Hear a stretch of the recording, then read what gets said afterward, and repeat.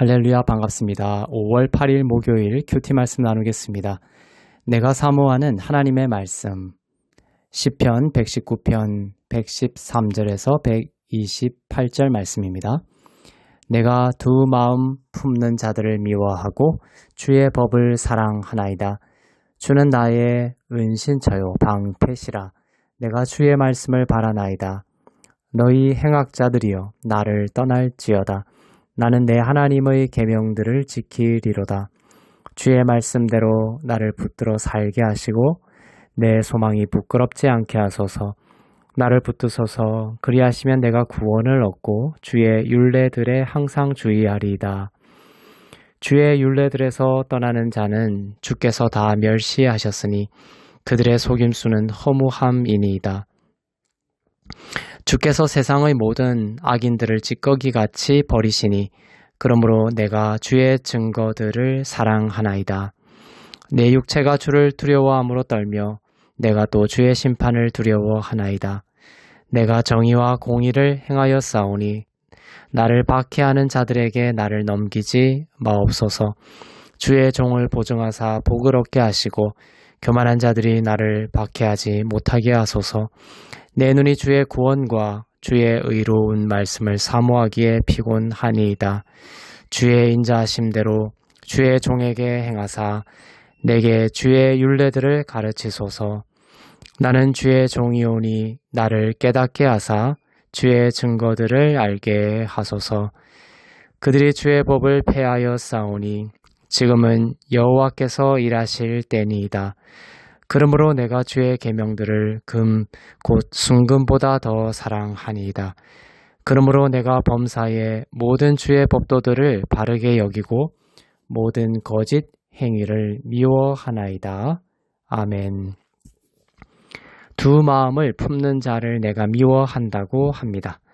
두 마음을 품는 자는 오늘 말씀에 따르면 악을 행하는 자입니다. 행악자의 뒤에는 진짜 행악자가 있습니다. 혈과 육으로 악을 행하는 행악자 뒤에는 공중권세 잡은 사단이 있습니다. 하나님의 말씀을 사모하여 가까이 하지 않는 사람은 사단에 의해 행악의 통로가 될 수 있습니다.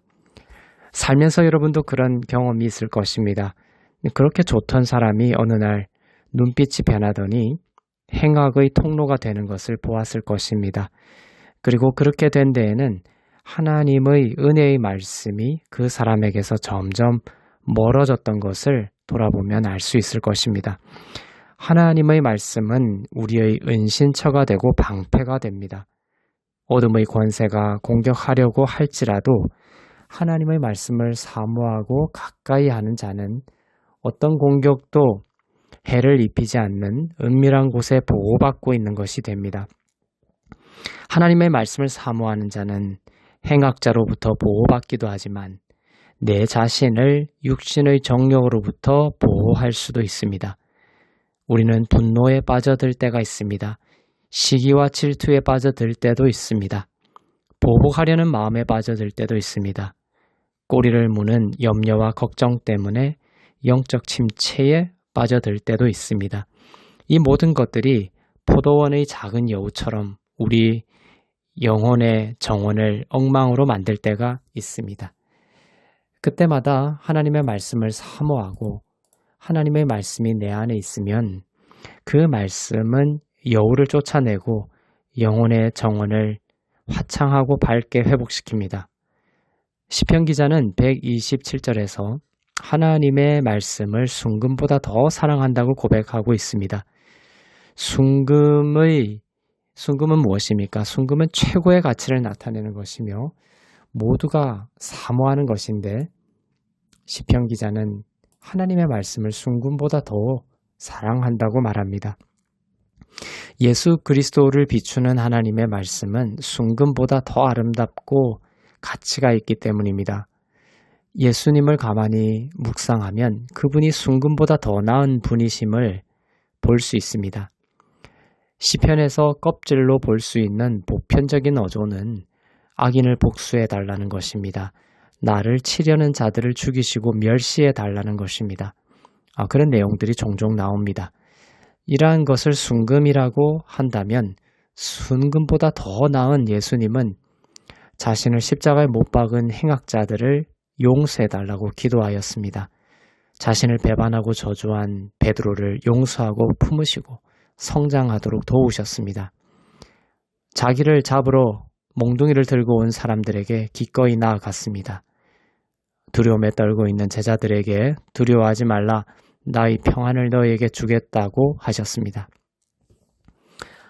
이처럼 예수님의 모든 것은 시편의 순금을 뛰어넘습니다. 십계명은 도둑질하지 말라고 합니다. 그러나 예수님의 은혜의 복음은 도둑질하지 않는 것을 뛰어넘어 그 죄인을 용서하고 영적 성장을 할 수 있도록 기도하게 합니다. 율법이 순금이라면 은혜의 복음은 순금보다 나은 것이죠. 시편 기자는 얼마나 하나님의 말씀을 사모하였으면 사모하기에 피곤하나이다 라고까지 표현하고 있습니다. 피곤하다는 뜻이 아니라 모든 것을 다하여 보배로운 하나님의 말씀을 사모하는 마음을 나타낸 것이죠.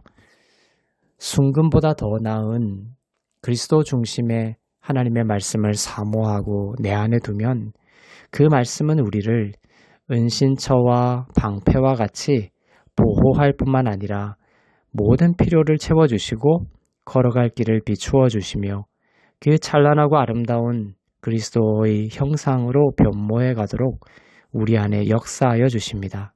그 하나님의 말씀이 말이죠. 무지한 사람들은 아버지의 지갑만을 원하고 아버지를 원하지 않음으로 인해 아버지의 마음을 아프게 하고 광야를 돌듯 먼 길을 돌아 인생길을 갑니다. 그러나 아버지를 원하고 아버지 안에 있으면 아버지의 모든 것이 나에게 더하여진다는 것을 그들은 모르죠. 그러나 지혜로운 사람은 어떻습니까? 지혜로운 사람은 아버지를 원합니다. 아버지를 소유함으로 가장 좋은 것을 가질 뿐만 아니라 아버지 안에 있는 모든 풍성함을 더불어 누리는 축복을 알고 있는 자들입니다. 하나님의 말씀이 그렇습니다. 당장 눈에 보이는 돈이나 자동차나 직업이 더 강렬하게 우리의 영혼을 끌어당기는 바람에 하나님의 말씀이 후순위로 밀려버리고 방치되는 경우가 많지만 정말 지혜로운 자는 하나님의 말씀을 사모하면 이 모든 것이 더하여진다는 하나님의 약속에 눈을 뜬 자들이며 하나님의 말씀을 결코 떠나지 않으려는 마음을 가진 자들입니다.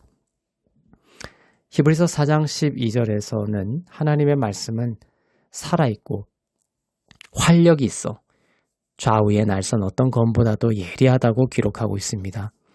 지혜로운 자가 되십시오. 진짜 살아있는 것은 하나님의 말씀이라는 것을 꼭 명심하십시오. 하나님의 말씀이 모든 것들을 살려내는 궁극적인 생명의 힘이 있다는 것을 알고 오늘도 하나님의 말씀을 내 입술과 마음에 담고 읊조리는 하루가 되기를 축복합니다. 기도하겠습니다. 사랑의 하나님 아버지, 하나님의 말씀을 나의 은신처로 삼고 나의 방패로 삼습니다.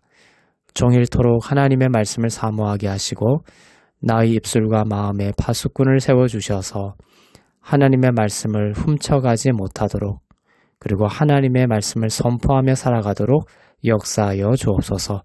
감사드리며 우리 주 예수 그리스도의 이름으로 기도합니다. 아멘.